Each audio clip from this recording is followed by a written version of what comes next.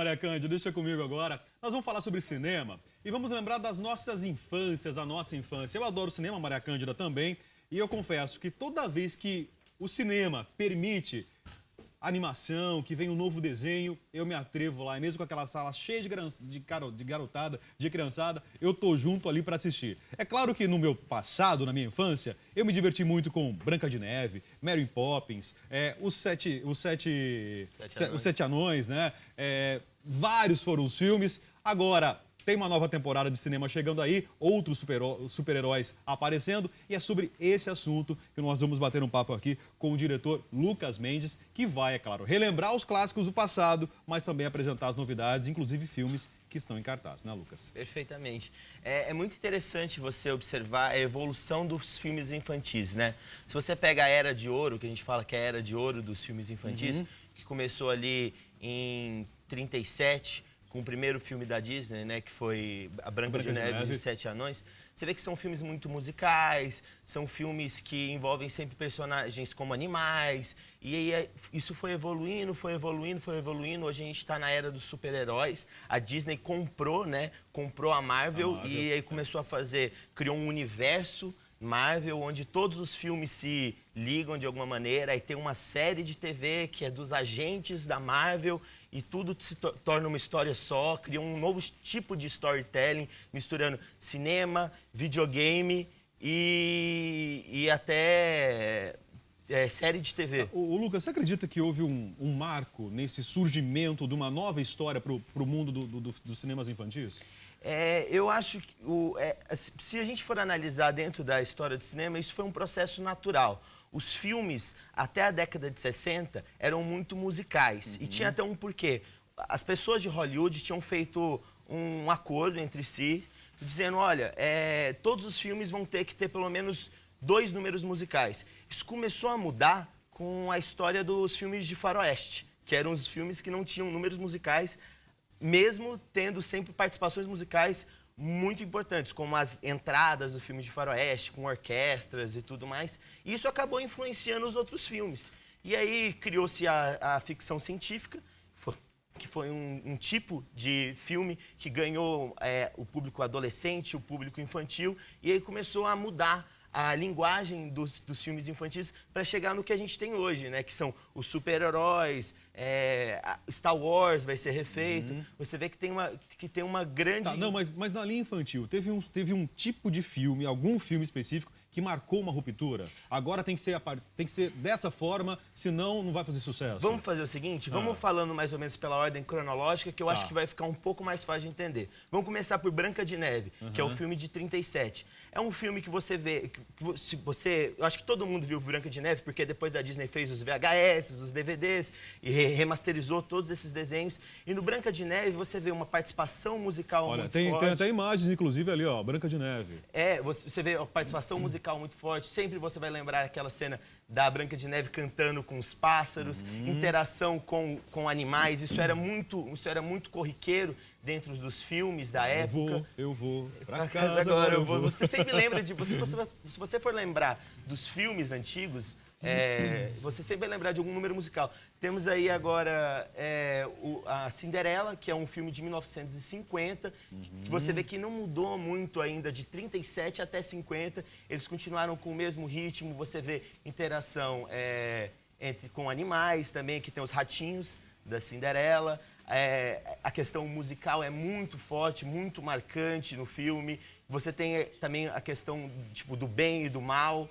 Esse agora é um dos meus favoritos. Esse é o Fantasia. O Fantasia. Um filme de Esse é o marco, não é? Com o Mickey. Esse é um dos melhores filmes já produzidos em questão de animação. Ele é um filme de 1940. Ele quase causou a falência da Disney, porque ele foi muito caro. Foi uma parceria entre o Walt Disney e o Leopold Lvovsky, que era um regente, e eles quiseram fazer um filme que fosse como um programa de uma ópera.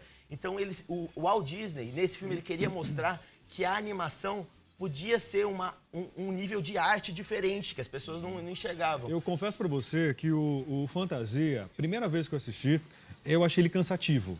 Eu, criança, lá atrás, lembro muito bem disso. Depois de algum tempo que eu fui entender realmente a ideia do filme. O filme Fantasia demorou um bom tempo a ser aceito. Por isso que ele foi um fracasso comercial. Mesmo hoje em dia, sendo um filme que ainda vende... Então eu não fui o único a não entender o filme não. no começo. Ele demorou 2 anos para ser entendido. O filme Fantasia, quando ele foi lançado, ele ganhou um prêmio da crítica de Nova York e só. E as pessoas falaram, o Walt Disney ficou louco. E por que ele parou de fazer Branca de Neve? Cadê o Mickey como a gente conhecia, ele dirigindo um barquinho? Cadê o Pateta, da maneira que a gente conhece? Ele revolucionou mesmo a história do cinema. E também a questão da iluminação que ele usa. É um filme muito bem produzido, é um filme muito bem feito. É um acontecimento cinematográfico. E 2 anos depois, em 42, ele ganhou um Oscar honorário. Ou seja, a própria Academia de Los Angeles percebeu, nossa, como a gente não percebeu que isso é uma obra-prima. E depois de 2 anos, resolveu premiar o filme. Ele é um filme que ele mostra outras capacidades que uma animação pode ter. Porque até o filme Fantasia, a animação era só filme de criança. E o Fantasia foi quando o Walt Disney disse, não, a animação pode ser um filme artístico. E ele realmente fez isso. Continuando na cronologia da Disney, a gente pode chegar no filme Mary Poppins. Mary Poppins, que é o filme de 1964. É um filme também muito interessante, que esse filme, aliás, foi feito um filme sobre os bastidores desse filme ano passado, de tão interessante que foi a história.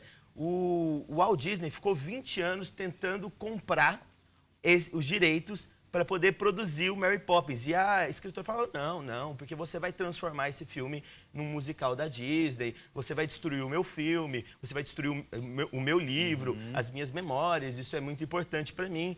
E ele conseguiu convencer ela, depois de 20 anos ligando quase toda semana, falando, posso fazer o Mary Poppins, posso fazer o Mary Poppins, posso fazer o Mary Poppins.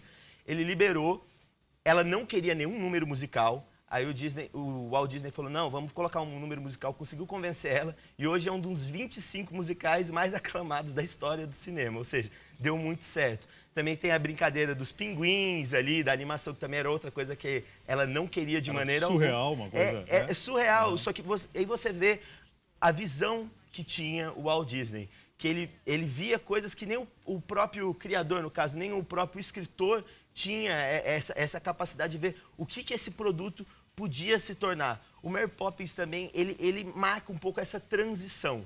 Porque você já vê que a autora não quer que tenha música, mesmo com o Walt Disney conseguindo colocar algumas coisas, você vê que é um filme que já não tem aquele maniqueísmo, né? Não tem aquela coisa do bem e do mal, o pai é mal e a Mary Poppins é boa. Não, as duas pessoas são boas, só que as pessoas não se compreendem. Elas precisavam se encontrar. Então ali você vê uma nova fase de cinema, que bate com o que eu tinha falado dos anos 60, que já tinha outro movimento cinematográfico em voga, que acabou transformando os filmes, não só infantis, como todos os filmes em geral, da indústria de Hollywood, todos se transformou nessa época. E na sequência se fala pra gente do Mágico de Oz. Né? O Mágico de Oz, que acho que é um filme infantil, mas ele tem uma mensagem que serve para todas as pessoas, justamente pelos personagens ali envolvidos. O Mágico de Oz é anterior. O Mágico de Oz, ele é de 39. Ele Caraca, é o primeiro... eu não sabia que era tão antigo assim. Ele é o primeiro filme com a técnica Technicolor, que é o primeiro filme colorido, produzido. Olha, na tela ainda é Mary Poppins, né? Aí você vê a mistura entre a animação, ali a cena dos pinguins que eu tinha descrito, que a escritora foi totalmente contra, mas o Walt Disney conseguiu convencer, aí os números musicais, né? Tem até a questão surreal mesmo. O Walt Disney ele conversava muito com artistas surrealistas da época. Esse é o Mágico de Oz, agora entrou na tela. O Mágico de Oz, até a qualidade está um pouco baixa, porque foi feito em uma técnica muito antiga de cor. É um filme de 39. O filme, ele é metade preto e branco e metade colorido. Porque o filme se passa entre Oz e Kansas. Todas as cenas em que se passam em Kansas são preto e branco. E todas as cenas, quando ela entra no mundo de Oz, então o filme ganha cor. Esse filme ganhou a Palma de Ouro em Cannes, em 39, ganhou o prêmio o Oscar do melhor filme, e ele ganhou também o prêmio de melhor trilha sonora, que era muito comum entre filmes infantis ganharem os prêmios de melhores trilhas sonoras. Lucas, muitos desses filmes já ganharam novas versões depois no futuro. Ganharam. Mas é muito interessante você revisitar as versões originais, porque você vê um outro tipo de ritmo cinematográfico e além de outra técnica utilizada outra ali, né? técnica, porque antigamente, você não tinha todos os recursos que hoje a gente tem de CGI para poder fazer um filme, principalmente os filmes infantis, que pedem muito, que tenha muito movimento e tal, e eles acabam utilizando muito de computação gráfica. Os filmes antigos, eles eram feitos manualmente, e isso é muito interessante, porque você vê o trabalho humano. Era 1 a 1 ali, né? Era 1 a 1, porque, por exemplo, a gente fala do Technicolor, mas não é o primeiro filme colorido.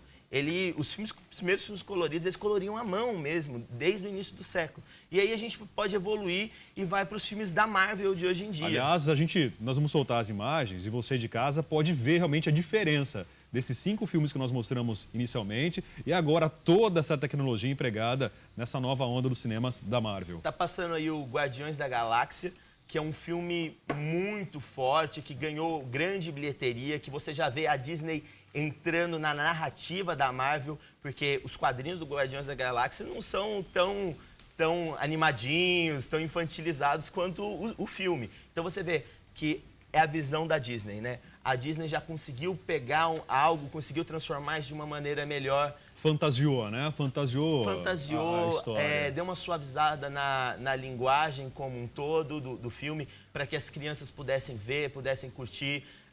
Você vê aí a computação gráfica bem presente nesses filmes. Eles misturam também elementos que tinham nos filmes antigos, né? Que você vê que é a questão das cores muito fortes, isso é muito comum. E são filmes que você pode ver o pai com o filho, a mãe com o filho, porque você... É um programa família. Porque quem nunca leu um gibi do Homem de Ferro? Quem nunca leu um gibi? E eles criaram um universo Marvel, isso que eu acho mais interessante. Hoje em dia, para você ver um filme da Marvel e entender, você tem que ver todos os filmes, você tem que ver a série de TV. Então, assim, além de ser uma jogada... pacote completo. Além de ser uma grande jogada comercial para os fãs cinematográficos como eu, é perfeito, porque eles estão me dando material. Então, eu estou acompanhando a série, estou acompanhando o filme. Lucas, esse aí é o Homem de Ferro 3, é isso? O Homem de Ferro 3. Eu assisti o 1 e o 2, o 3 eu não vi, não. O 3 segue na mesma linha do 1 e do 2, do conflito pessoal. Você vê que o conflito agora não é mais entre bem e mal. Mesmo tendo a SHIELD e a Hydra, né, que são as duas agências concorrentes, o conflito é muito mais interior, é entre o Capitão América fazer o que ele acha correto e o que ele não acha correto. Ou o Homem de Ferro, o problema que ele tem com a bebida, que é um pouco explorado no filme, e a vontade de ser um herói. E a gente pode ir agora para o filme que está em cartaz, que é Os Box Trolls, que é um filme do estúdio Laika. É muito interessante quando você está falando de filme, prestar atenção em qual é o estúdio que está produzindo esse filme. Porque os estúdios costumam ter um certo editorial. Isso muda? Muda bastante. Você está vendo aí, lembra um pouco Tim Burton. A Laika, esse é o terceiro longa-metragem deles. O primeiro foi o Caroline, o segundo foi o Paranon e agora chegou os Box Trolls. Os Box Trolls é uma história sobre uma criança que é criada por esses trolls, que na verdade são monstros que vivem em caixas.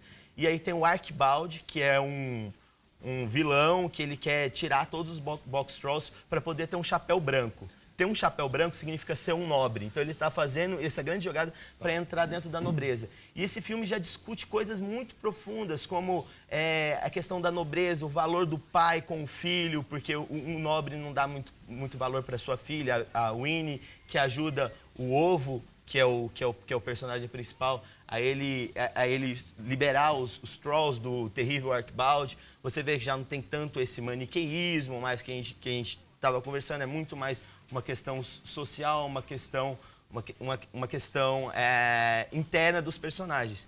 E é isso, eu acho que é isso que eu tenho para dizer. Gostei, Lucas. Aliás, assim, dos filmes infantis, um que marcou a época para mim foi o Rei Leão. A gente não tem imagem aqui, mas todo mundo conhece a história, a saga do Rei Leão. E acredito que até mudou um pouquinho a visão da criançada, né? A respeito do cinema.